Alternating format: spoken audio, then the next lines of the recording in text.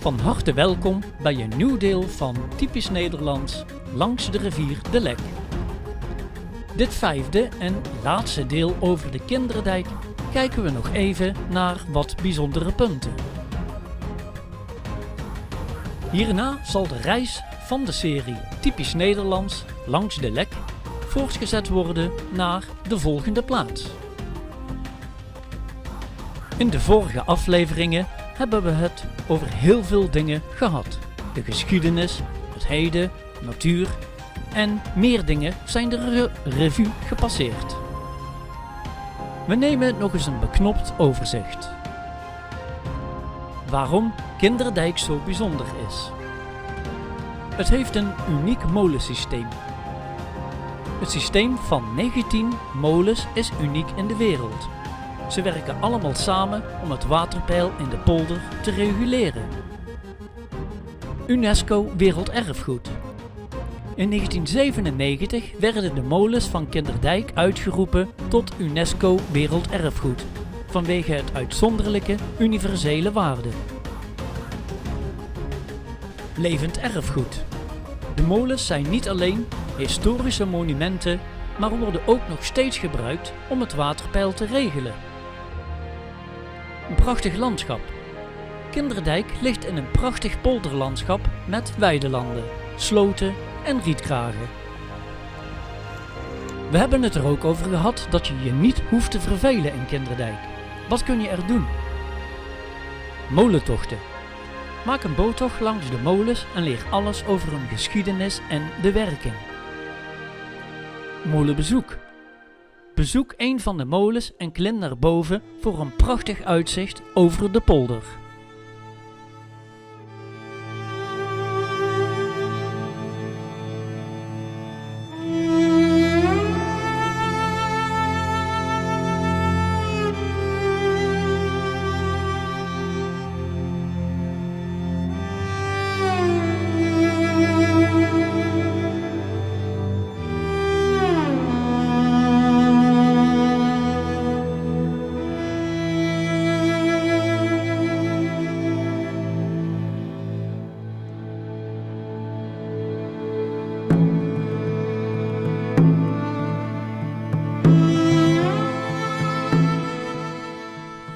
Wandelen en fietsen.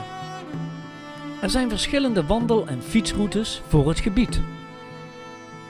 Museum van Kinderdijk.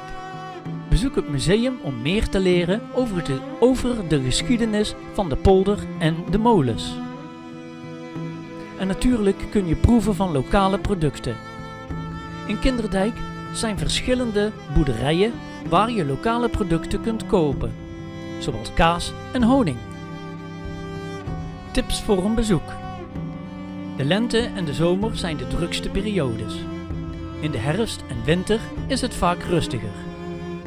Kinderdijk is goed bereikbaar met de auto en het openbaar vervoer.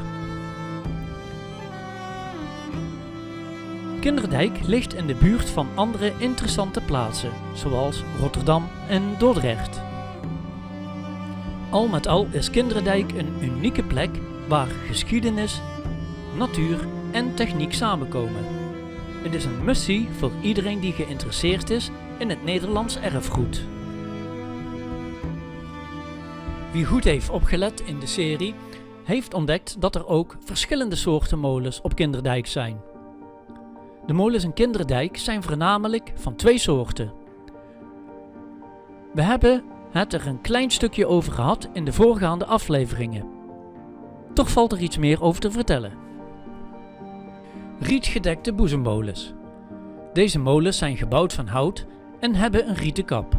Ze zijn meestal achtkantig en hebben een scheprad waarmee ze het water uit de polder naar een hoger gelegen boezem pompen.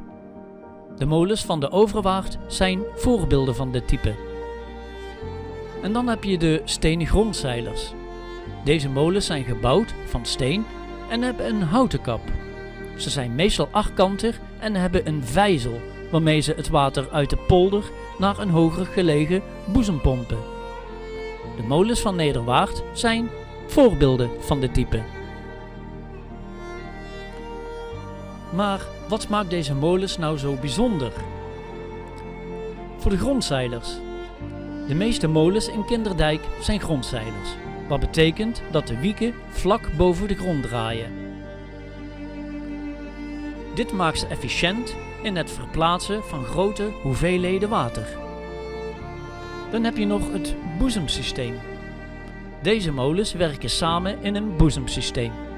Het water wordt in verschillende stappen naar steeds hogere boezems gepompt, totdat het uiteindelijk in een rivier kan worden geloosd.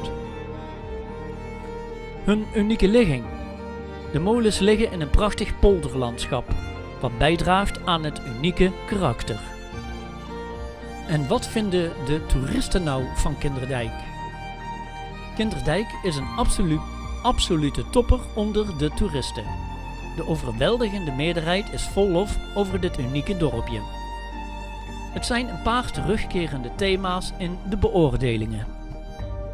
Veel bezoekers benadrukken dat een bezoek aan de Kinderdijk een unieke ervaring is die je nergens anders ter wereld kunt vinden. De combinaties van historische molens, het prachtige landschap en de rijke geschiedenis maakt een diepe indruk op ze. Het uitzicht op de molens, vooral vanaf het water tijdens een boottocht, wordt vaak als adembenemend beschreven. En de fotogenieke karakter van Kinderdijk is een grote trekpleister voor de fotografen. Hoewel het druk kan zijn, ervaren veel toeristen Kinderdijk als een rustige en ontspannende plek.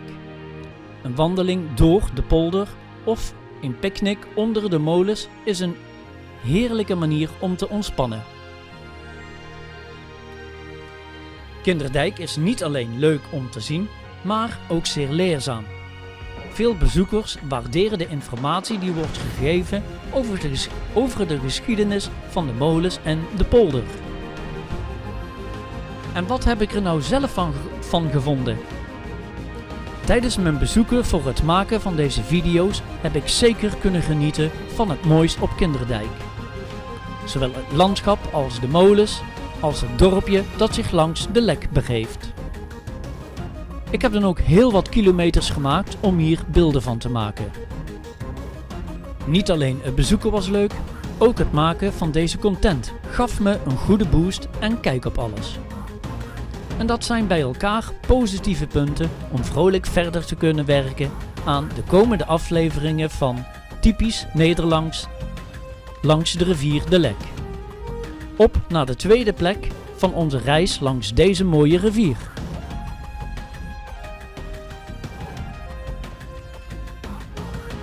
Tot slot, als je deze video leuk vond, klik dan op het duimpje omhoog. En vergeet je zeker niet te abonneren op dit kanaal en reis samen met ons mee.